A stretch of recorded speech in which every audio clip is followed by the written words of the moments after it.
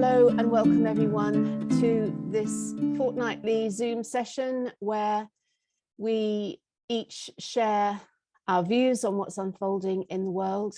I never know who's going to come on these calls nor who wants to speak, so it's always fascinating, and of course lots to discuss with all of the unfoldings, the insanity pantomime continuing with the whole Russia-Ukraine thing, which, to be quite honest, I'm not really sharing a lot of, and I'm not allowing myself to be drawn into that. So I'm going to do a bit of an opening narrative on where I think we are with that, which will undoubtedly get me banned on YouTube if it were to go out there. So just to say, if you're watching the recording of this, then you do need to switch to my Odyssey channel to watch the whole thing, the whole unedited hour or so of our discussion.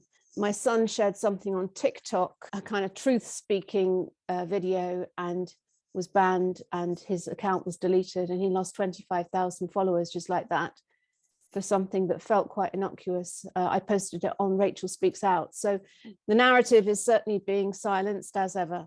Before I go to that, I'm just going to open with a little invocation, just to say that the opening music there, which I only managed to play half of, I've been a bit more organized, I would have played you more of it, but I will edit it into the recording. It was a prayer for peace by Mog Fry, the wonderful Mog Fry. And I'm going to just read you a verse. This is by John Butler from one of his little books. I bought the whole set of his books the other day, which he signed for me. It's probably a lifetime's reading, actually. But I just picked out a little verse, short verse to read, which I think is probably quite apropos for the current times. So here we go. Oh, friends, I long to share with you the wonders which I found are true, to take you with me into prayer, which cannot be described, but where one sees the damaged world's repair, its broken hearts and wasted chance, returned to holy innocence, released beyond false worldliness. Abundant grace is none the less invisible to mortal eye, as faith alone draws forth supply to quell imagination's fears, its suffering, misfortune, tears, by gracious demonstration how eternal life is here and now. Sweet little verse. And I just want to pay tribute to John, because I go and sit with him once a week in meditation in the church. And so last week I sat with him and I said, oh, Russia, Ukraine, nuclear, and he just said, switch off the television, dear. Not that I watch television, but switch off my mobile phone. And he said, the peace of God is always here. You just need to connect to it. And I'm finding it so calming and so beautiful to have that meditation practice, because I'm just getting less and less drawn in to what's going on. Obviously, it's good to be aware of what's going on, and I'm not denigrating the pain and suffering that is happening in the world, but nonetheless, I feel we should be pouring as much focus as we can into co-creating the world we do want. So just to give a little opening narrative, and before I do that, let me just come across the screens and say hello. We've got 74 people on, so just give us a wave.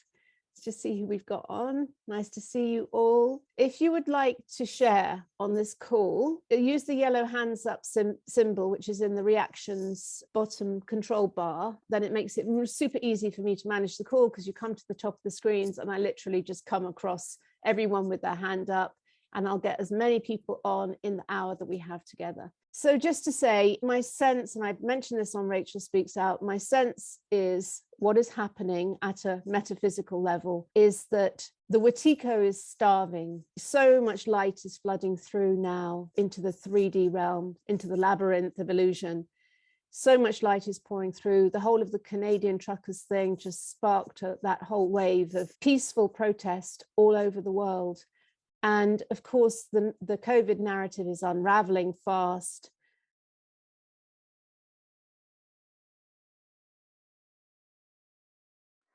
The other thing I was going to say is, Helen, I've been listening to your videos, and I'm just wondering whether you've done the same training as me, because it's all about coming into the heart, and Rachel was mentioning this.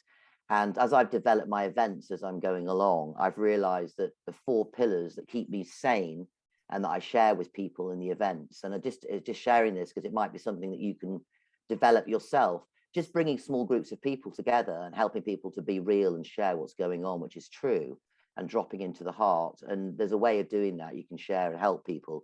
A guy called Tej Steiner developed a fantastic model called the Heart Circle model.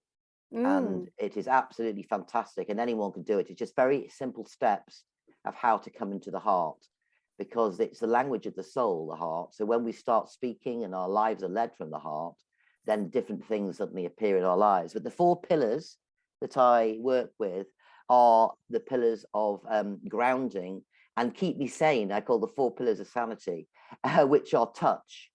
We all need touch. Even if it's touching ourselves, just bringing our hand to our heart, or tapping on our heads or on the meridian points, or massaging each other's shoulders when we're in circle with each other.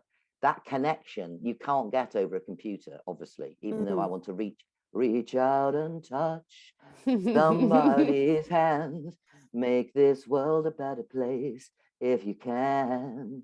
So just bringing people together to do that. But even if you can't, touching yourself, I know it sounds a bit weird, but people have forgotten to touch themselves, to cuddle themselves, to hold on to themselves. So that's one of the first pillars. The second pillar is movement. Life is movement. Water is movement. If you see water that stops moving, it becomes stagnant, and we're 75% water. So I say, get moving, get on your favorite tunes, get a playlist that livens you and brings you into a state of wanting to move your body. So movement is another very important pillar, I find. This is how I find I keep sane. I've got a fantastic playlist, and I always get people dancing in the aisles, if possible, normally in a church. The third pillar is the pillar, which is probably one of the most important than the first one, is the breath of life. Inspiration means to breathe in the essence of our God creator. So the breath is absolutely vital. And most of us, unless you've been a trained actress like I am, and probably Helen as well, and maybe a few others on here, is that the breath and breathing properly through the 3 parts of our system, through our belly, through our lungs, through our chest, is how you really fill your body up with the God energy. And then lastly is the sound. So first the breath comes, and then the first thing we do after we're born is to make sound. Normally it's crying, but it's a release. It's a release of, oh God, I'm here again. Help! Help! So those movement, sound, breath, and touch, even if you do those for yourself every single day, and then you bring into another person and just engage with them, that can transform our world. Absolutely, 100%. And Rachel, yes, brilliant. Water obviously is a huge holds memory and also sends information all over the place. And I got a job, it was really hilarious. I got a job at a paper factory, going around as a tea lady. And my whole reason for doing that, even though it was nothing part of my training was to be a tea lady, was that this paper was being produced and sent out all across the world. So every morning I'd come in before I'd make the tea, and I'd make sounds all over this factory before everyone got there, before I was brewing it up. And eventually my boss caught me, said, what on earth are you doing? I said, I'm imbuing all your paper that's going all over the world with sounds and energy. And there's also transmitters all around this estate. So I sent those out as well. So with intention, you can do anything. And then I got a more glamorous role from this estate. I then got sent to Sedona on the 11th of the 11th of the 11th. I didn't know how I was going to get there. The most amazing sort of opening up of how somebody who hadn't got a penny to the name, and 3 kids, and they're a single parent, how do they end up going to Sedona? But you'll have to come to one of my events to find out, so I'm not going to share it all now. But yes, so I just want to say that is what I share with myself every day, is those 4 pillars. And then any event I do, I always bring those 4 pillars in. But imbuing the water with the energy, especially in Buxton, is a great idea. So I'd love to join you and bring my part to play. Fab. Okay, so I'm over and out. Thank you for your presence and listening. Yeah, thank you, Sas. Good to hear from you, and perfect timing, because we're just coming up to 1 o'clock. This probably the first time we've actually ended on the hour. So just going to come back to the screens. Thank you all for being on. just give us a wave goodbye. Sending you all so much love. Yes, we've got a wonderful new moon on Wednesday afternoon at about, I think it's about 5:30 in Pisces. So lots of lovely psychic water energy coming through this week. And yeah, so have a great day. Bye for now.